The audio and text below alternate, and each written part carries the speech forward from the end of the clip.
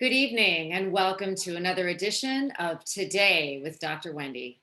My co-host Larry Dersham and I have a very exciting show for you tonight. But first, we are on the eve of Valentine's Day. Where has the time gone? It has been just a blink from last year when Valentine's Day, of course, was almost on the heels of going into lockdown as we did last March, if you can believe that. It's almost been a year. But Valentine's Day is necessarily going to be celebrated a bit differently this year because we are in an entirely different set of circumstances. Now, one of the things that I've written about is obviously what kinds of fun things can you nonetheless go out and do on Valentine's Day, but how do you do them all in a mask, especially because eating and drinking is a Valentine's Day tradition, isn't it? You make reservations at one of your favorite restaurants. It's one of those things that you order special things, you splurge, maybe you order a bottle of champagne or Martinelli's or whatever you like, but it is going to look and feel a bit differently this year. Now, Larry, thankfully, most of the restaurants are open again, although we're all going to be freezing out on the patio That's if we're right. not blown away by the winds that some areas of the county are going to be experiencing. But do you and your sweetheart have any sort of restaurant already picked out? Well, I think it's also the Vietnamese New Year, and we're going to be getting some really good Vietnamese type food to celebrate that. And what you say in Vietnamese is Chúc Mừng Năm Mới. It means Happy New Year in Vietnamese for the Terrific. listening audience.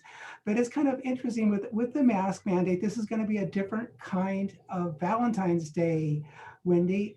And I got this from a TV show, and I modified it a little bit. They say that love is in the air, but they're wrong. Nitrogen, oxygen, carbon dioxide, and now COVID-19 are in the air. Haha. So Haha. Well, that's why that's yeah, why the mask, right? exactly. Well, And Larry, did you read my Psychology Today article on dating, masked dating, masked courtship, and all the different ways in which the eyes have it, as I conclude? exactly, they do. That was a wonderful article. And yeah, I just, really appreciate so much how you write those wonderful articles. But that's what I thought. To me, when I see all the people wearing masks, whether you're, shopping for food or at a Home Depot or something like that, is that symbolically people look muzzled, almost like an animal, like it's muzzling their speech. And I think it's in a form, it's a way of psychologically conditioning us to obey the government. But to go on to the more on point answer to your question, I think, in my opinion, as a man, women still look beautiful with masks on, with their eyes. You can tell just by seeing their eyes. But what I do miss is these smiles, the beautiful smiles, and those are covered up now, which is unfortunate. Not entirely. Remember the Mona Lisa. You can smile with every feature of your face. And the research, Larry, very interesting. The research that I've done in this talks about the reality that we tend to trust each other more if we can lock eyes, if we can look, if we can actually see at least the eyes. Now, I know they have those transparent masks and they have shields and they have other ways in which we can actually show more of our faces. But Larry, even if all we saw, there's actually been there's been experiments on juries done this way too, when how much of a witness can you see to tell credibility. But even if we can only see the eyes, we really can learn more about each other and feel closer together than if we didn't, than if we were simply talking on the phone or in text messaging. So even if we have to wear a mask, there is still chemistry and bonding that is possible on Valentine's Day. That's a great analogy. I agree 100% with everything you said. And to me, I think the mask, especially the cloth mask, when I did a little update research on this, where Dr. Fauci is saying, well, we might want to wear two masks. And I just think there could be some negative long-term health effects that are not realized yet as we keep on breathing in our own, CO2 and so forth, carbon dioxide and so forth. And I think the main reason, at least for the cloth mask, is that it keeps us from touching our face. And I've Yeah, heard that's a that. good point. That's a great point. So the couple of lessons and a little bit of Valentine's Day Wisdom, Larry and I are giving. Double masking is okay. Double dipping is still not okay. Yes, All exactly. right. So I have a wonderful Valentine's Day weekend. Now, the biggest news that came out today, of course, was the acquittal of ex-President Trump. The most interesting week, Larry, you and I, from a legal and constitutional perspective, have, as advocates, really been watching this and with a lot of academic analysis, I will say, because we've talked a lot about procedure and process and how different this is from a real courtroom. I mean, we've never seen anything like this. So the Senate chamber became a courtroom, but you had a trial take place at the crime scene on the Senate floor, where the senators were the witnesses and the victims, as well as both jurors and judge. So this was unprecedented in terms of process to begin with, but that sort of permeated almost everything that went on in there. Obviously, because it wasn't a real courtroom, we didn't have the kind of legal and evidentiary safeguards, but we sure did have a lot of sensational evidence that included both flash and substance. Yeah, we had 57 senators voted to impeach. You needed 67 to make it a done deal. So they fell short by 10. 43 people, our senators, voted not guilty. Now, what's a little bit disturbing to me, and I'm a conservative, I admit that, is that there were You're kidding me, Larry. Yeah, did you know that? I need to let you know that. And there were a number of Republicans that voted in favor of conviction. And that to me is upsetting to me. I thought the evidence, if you could even call it that, was very anecdotal. Just it was just telling stories how they felt. They didn't really present any major evidence. So it was a very weak case. So the fact that they would actually vote to impeach this president twice is troubling to me. Well, I think that the issue they were asked to discuss was very challenging because the single article of impeachment actually included so many different substantive facts and allegations that I can imagine the senators were probably confused. Well, what if we believe maybe some of it and we think his speech may have been reckless, but I mean, even in the closing arguments, one of the House managers basically conceded that it really wasn't about the speech on January the 6th. Perhaps it was so confusing that now you still did have all the Democrats vote to convict, but even Republicans who were outraged at what happened on the 6th, and maybe even outraged at the president's speech on the 6th, still weren't presented with enough evidence that the president incited what happened on the 6th. And nor was that term even defined for their purposes, as it would have been in a court of law, but you'd have a jury instruction, it would be very specific. So it just really shows that it's tricky, it's different, and it's challenging to try an ex-public official, which of course was another layer of ambiguity, something that Mitch McConnell talked about right afterwards. There were just so many moving parts that you wonder whether Republicans who might otherwise might have voted for conviction just weren't really provided with that option in the forum and in the single article that was selected.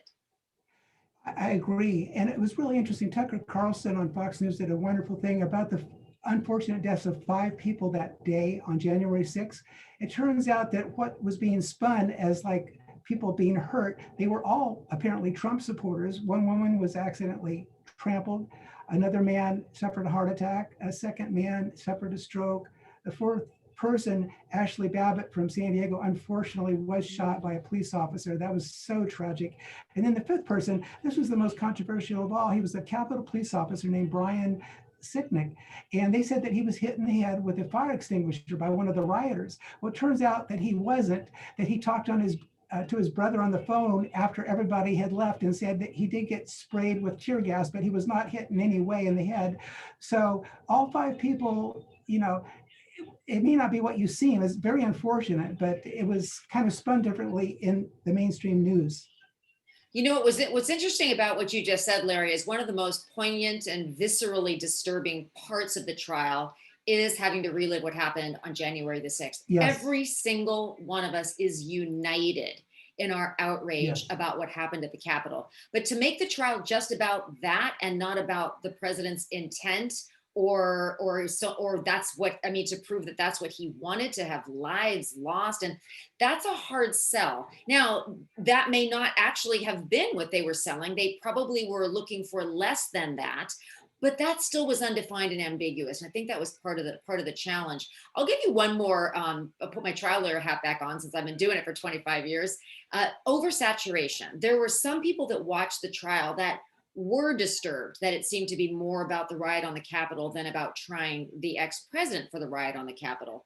And just to bring back all that emotional pain for all of us, there was a question as to really whose side that really benefited. It's kind of like, Larry, back in the 70s and the 80s when you and I grew up, where there was that one song on the radio that we just loved, but then it became overplayed. Larry, I'll bet you can name a song that would fit into that category for you. And maybe, I don't know, did you grow up in the 80s, or maybe you're a little older than that? I don't know. Well, I can listen to some of the older stations too, even though I'm not Okay. giving away my age. But one example would be Smart. this one. This was out of the 60s. I mean, this is way, way back, called Louie Louie by the Kingsmen. And they played that thing over and over and over again. And it's still kind of a great song for dancing, at least.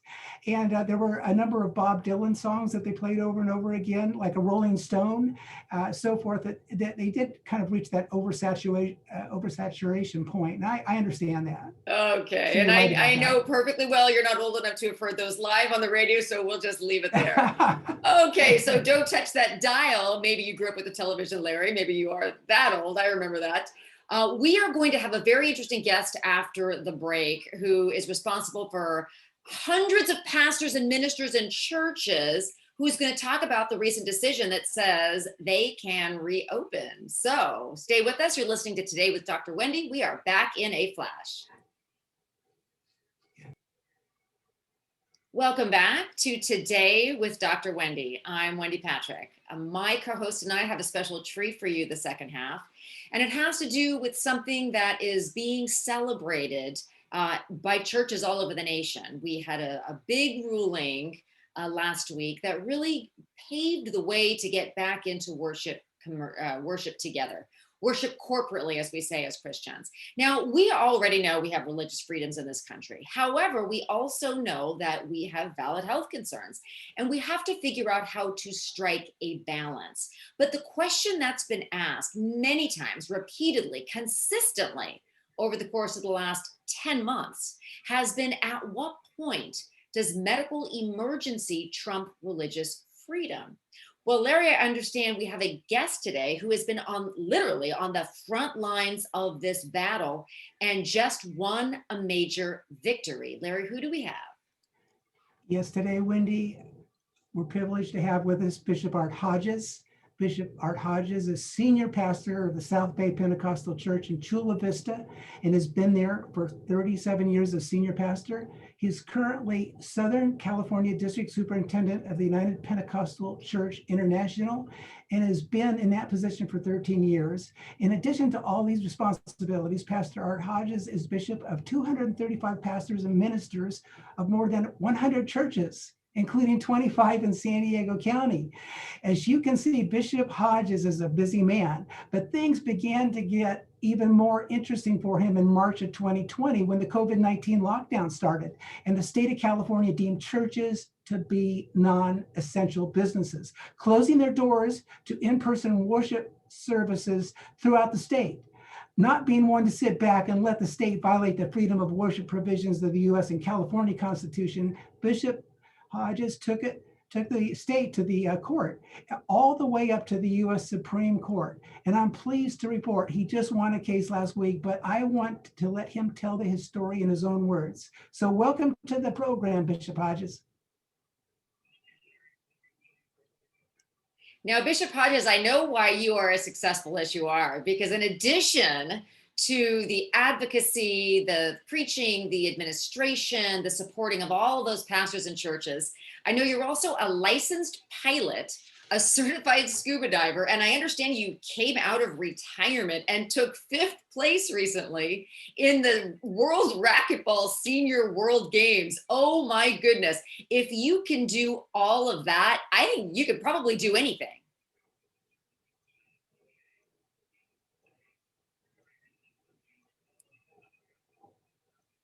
You do. Amen. Amen. Offer it up, Amen. my friend. Amen. Well, tell us a little bit about how this all played out for you, including leading up to your big win.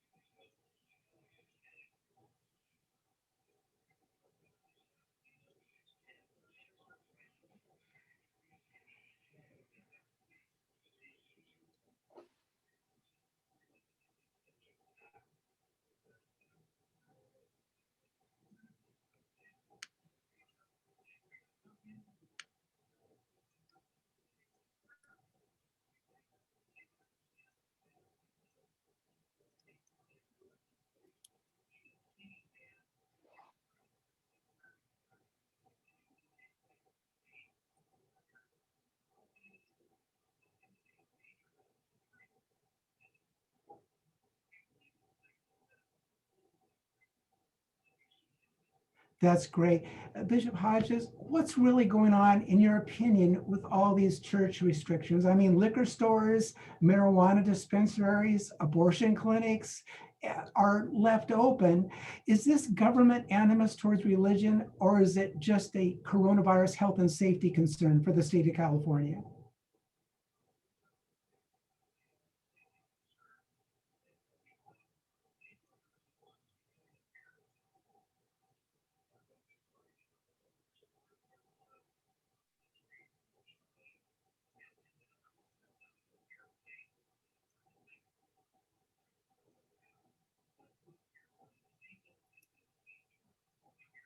Wow.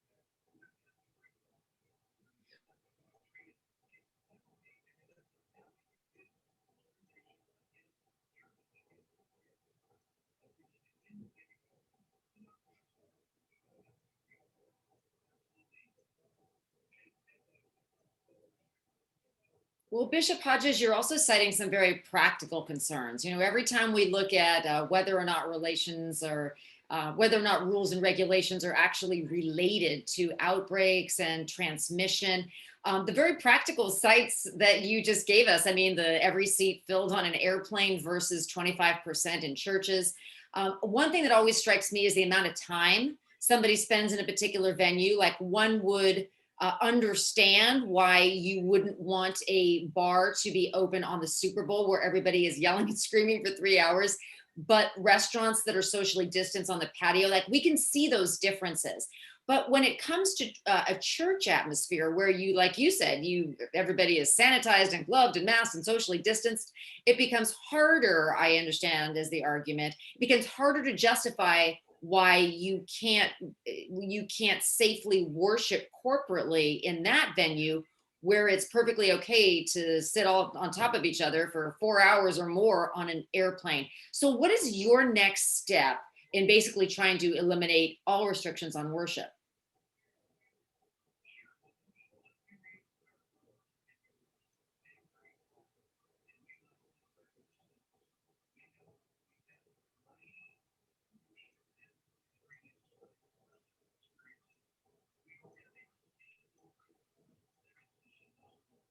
Wow.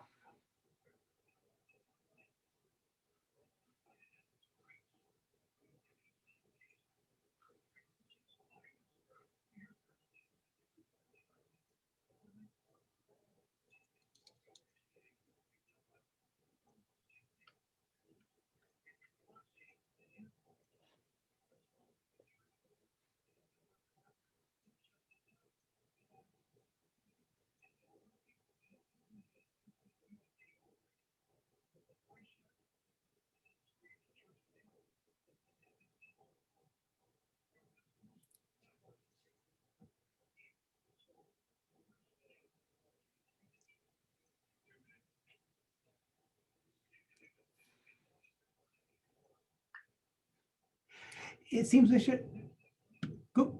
Go ahead.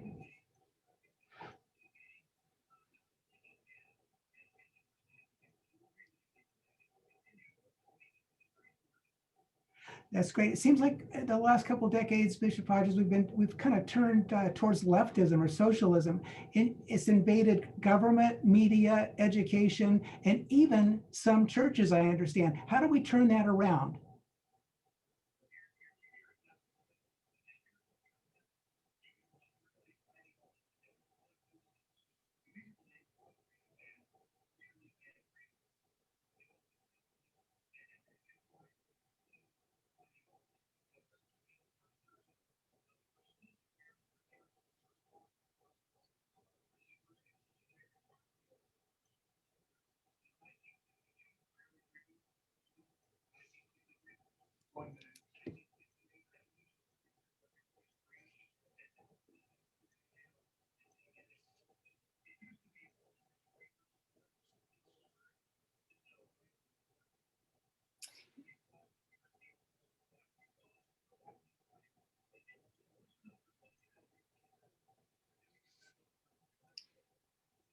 That's perfect.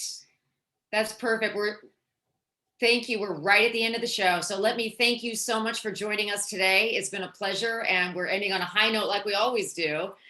So I'd also like to thank our listeners. Have a wonderful, safe weekend and a happy Valentine's Day. Please join us next week for a big surprise in terms of some the guests that we're going to have. But you're listening to Today with Dr. Wendy, Headlines with a Silver Lining. Have a wonderful week, and God bless you.